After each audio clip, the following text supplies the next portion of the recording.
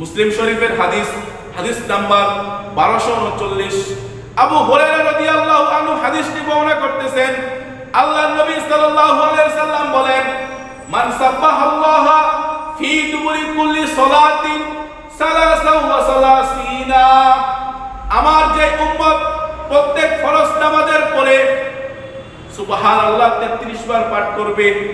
ওয়া হামিদাল্লাহ সালাসাও ওয়া সালাসিনা, আর আলহামদুলিল্লাহ 33 বার পাঠ করবে,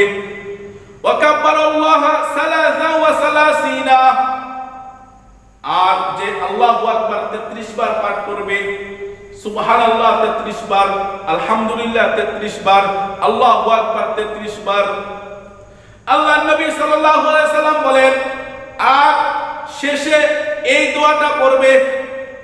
লা ইলাহা ইল্লাল্লাহু ওয়াহদাহু লা শারীকা লাহু লাহুল মুলকু ওয়া লাহুল হামদু ইউহয়ি ওয়া ইউমীত ওয়া হুয়া আলা কুল্লি শাইইন কাদির। আল্লাহ নবী সাল্লাল্লাহু আলাইহি সাল্লাম বলেন, গুফিরাত খাতায়াহু ওয়া ইন কানা মিসলা জাবাদিল বাহরি, ওর যদি সমুদ্রের ফেনা পরিমাণ গুনাহ হয়ে থাকে,